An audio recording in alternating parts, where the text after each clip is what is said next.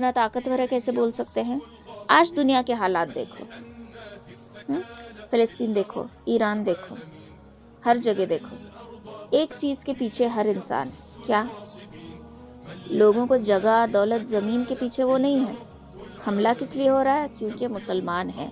وہ یہ نہیں دیکھ رہے وہ شیعہ ہیں، وہ یہ نہیں دیکھ رہے وہ سنی ہیں، نہیں، وہ شیعہ ہے اس کے لیے ان پر حملے نہیں ہو رہے، وہ مسلمان ہیں اس لیے ان پر حملے ہو رہے ہیں. ہمارے اوپر جو حالات آ رہے ہیں، ہم جہاں رہ رہے ہیں، نوکری کی تکلیف، کہیں ٹرین میں ٹریول کر رہے ہیں تو تکلیف، بے وجہ مارنا، بے وجہ ذلیل کرنا، موب لنچنگ کرنا. تکلیف یہ نہیں ہے کہ ہمارے سے ان کو پرابلم یہ نہیں ہے کہ ہم گوشت کھاتے ہیں، ہم نان ویج کھاتے ہیں، یہ پرابلم بالکل بھی نہیں ہے کیونکہ وہ لوگ بھی کھاتے ہیں. پرابلم یہ ہے کہ ہم مسلمان ہیں. تو اس بات کی دلیل ہے اسلام اتنا طاقتور ہے کہ پوری دنیا مل کر اس کو گرانے میں لگی ہوئی ہے. وَرَفَعْنَا لَكَ ذِكْرَكَ، ہم نے تمہارے ذکر کو بلند کر دیا. تو اسلام اتنا طاقتور، مسلمان اتنے دیکھو مسلمان آج سوئے ہوئے ہیں، مطلب غفلت میں ہیں. جس دن مسلمان جاگے گا کسی کی ہمت نہیں ہوگی کہ ہمارے اوپر ایک کنکر بھی پھینک سکے. کیونکہ مسلمان کون ہے؟ مسلمان وہ قوم کے بچے ہیں ہم کہ جس میں حضرت خالد رضی اللہ تعالیٰ عنہ نے جنگ کیا. آپ کے بدن پہ کوئی ایک ایسی جگہ باقی نہیں رہی جہاں پہ تلوار کا نشان نہ ہو. 80 سے زیادہ مارکس آپ کے باڈی پہ جنگ میں جو آپ کو لگے تھے. ہم وہ مسلمان ہیں. سلطان عبدالحامد، آپ کی ہسٹری چیک کر کے دیکھ لیں، ڈرتے تھے. یہ جو انگریز تھے، یہ جو یہود تھے، ڈرتے تھے. ڈنکے کی چوٹ پہ بات، منہ توڑ جواب، چمچا گیری نہیں، جھکنا نہیں. آپ کے آگے سر کبھی کسی مسلمان نے نہیں جھکایا. آج جو مسلمان جھک رہے ہیں یہ ہمارے ایمان کی کمی ہے، یہ ہمارے غفلت کی نشانی ہے. جس دن مسلمان جاگے گا کسی کی ہمت نہیں ہوگی کہ ہماری طرف نگاہ بھی اٹھا کر دے. مسلمان وہ ہے، مسلمانوں کے اندر طاقت ہے، مسلمانوں کے اندر ہمت ہے، مسلمانوں کا جذبہ الگ ہے. آج بھی کوئی سنی ہو، کوئی تبلیغی ہو، کوئی کچھ بھی ہو، کوئی شیعہ ہو، ایک مسلمان پر جب تکلیف آتی ہے دوسرا مسلمان اس کو انجوائے نہیں کرتا، آ کر باہر نکل آتا ہے، اسٹرائک کرتے ہیں، پروٹیسٹ کرتے ہیں، مدد کے لیے نکلتے ہیں. یہ نہیں دیکھتے کہ تمہارا فرقہ کون سا ہے. یہ دلیل ہے کہ ہمارا ایمان ابھی بھی زندہ ہے، لیکن بس ایک غفلت کی چادر ہم نے اوڑھ رکھی ہے. جس دن یہ چادر چاک ہو جائے گی پھر یہ سب لوگ ایک ہو جائیں گے. پہلے ہم کیسا کرتے تھے؟ شیعہ ہے، شیعہ ہے، شیعہ ہے. لیکن آج ایران کے حالات پر کیا ہوا کہ مسلمان پروٹیسٹ کر رہے ہیں. ہم بھول گئے ہیں یہ سنی شیعہ کے مسئلے. وہ مسلمان ہیں اور تکلیف میں ہیں، ان کو تکلیف ہو رہی ہے، ان کے ساتھ ناانصافی ہو رہی ہے، بس ختم، بات یہیں پہ ختم ہو رہی ہے. وَرَفَعْنَا لَكَ ذِكْرَكَ. ٹھیک ہے؟ تو مسلمان جہاں کہیں رہے ان کے جذبے کو بلند کیا گیا، ان کے وقار کو، ان کے دین کو بلند کر دیا گیا. تو ہر ایک انسان مسلمانوں کو جھکانے میں لگا ہے. تکلیف ان کو نہ ہمارے نان ویج کھانے سے ہے، نہ کسی چیز سے، کچھ بھی نہیں.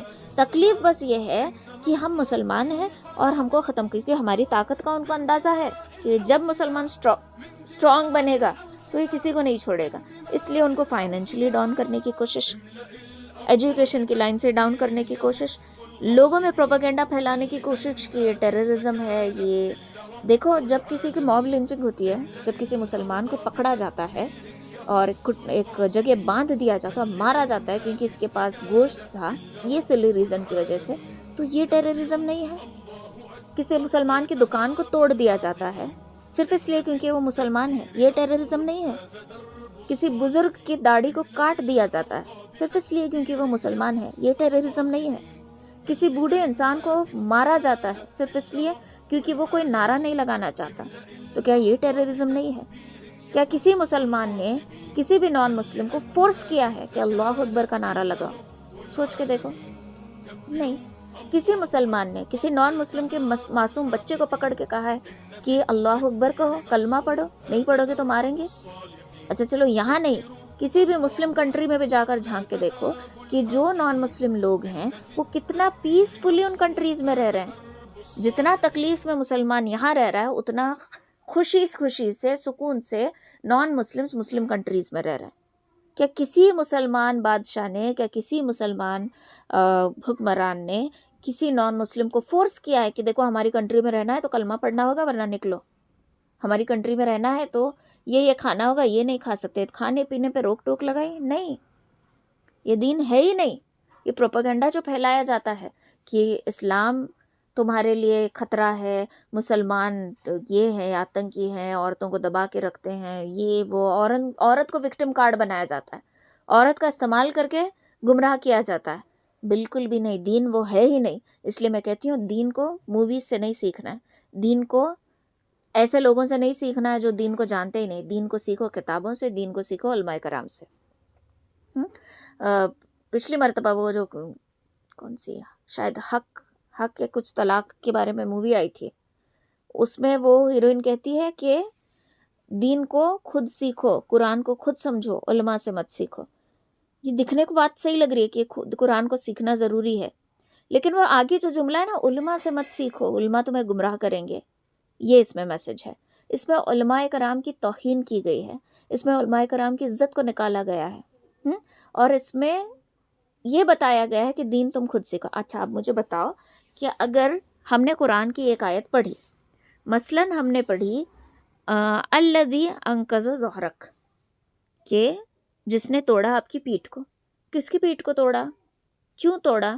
اب توڑا پڑھتے ہی ہمیں کیا نظر آ رہا ہے کہ ہڈی فریکچر ہو گئی، ٹوٹ گئی، ایسا لگ رہا ہے. تو اب اس کو پوچھنے کے لیے ہمیں جانا کہاں پڑے گا؟ کسی علماء کے پاس. چلو ہمیں نہیں جانا، بہت ذہین ہے، ہم پڑھیں گے کتاب میں، ہم معارف القرآن کھولیں گے، تفہیم القرآن کھولیں گے، آسان ترجمہ قرآن کھولیں گے، اور ہم اس میں پڑھیں گے اور معلوم کر لیں گے. وہ کتابیں لکھی کس نے ہے؟ کس نے لکھی؟ علماء نے. تو ڈائریکٹلی اور انڈائریکٹلی ہمیں علماء کے پاس جانا. ان لوگوں نے اپنی زندگی یوں ہی نہیں صرف کی ہے، 5 سال 6 سال مدرسوں میں ایسے ہی نہیں کھپائے، سیکھا ہے، وقت لگایا ہے، بہت ساری قربانیاں دی ہیں، گھر والوں سے، ماں باپ سے دور رہ کے سیکھے ہیں. کس لیے؟ یوں ہی بس تاکہ ان کی عزت نہ کی جائے. تو یہ پکچر کے ذریعے یہ سکھایا گیا کہ عزت نہ کرو، ڈائریکٹلی نہیں، انڈائریکٹلی. اب ایک یہ جملے میں کہ قرآن کو خود سمجھو اور علماء کرام سے مت سیکھو، وہ تمہیں گمراہ نہ کر سکے، اسے ایک جملے میں بہت ساری نفرت ہے. ڈائریکٹلی پڑھیں گے تو نہیں سمجھ میں آتی، غور کریں گے، تدبر کریں گے تب سمجھ میں آئے گی. تو اس طریقے سے برین واش کیا جاتا ہے، اس طریقے سے اپنے دماغ کو کیا ہے وہ اس کے اندر وہ باتیں بھر دی جاتی ہیں، کیونکہ دماغ بیک گراؤنڈ کا میسج بہت جلدی لیتا ہے، جو ہمیں نظر نہیں آ رہا ہوتا لیکن ہوتا ہے، میسج جلدی لے لیتا ہے. تو یہ ہے وَرَفَعْنَا لَكَ ذِكْرَكَ کہ مسلمانوں کا ذکر جو ہے بلند ہے، اور یہ نبی علیہ الصلوۃ والسلام کی بدولت ہے، نو ڈاؤٹ. تو ہر جگہ مسلمانوں کا بول بالا ہے، اس لیے سارے لوگ مل کر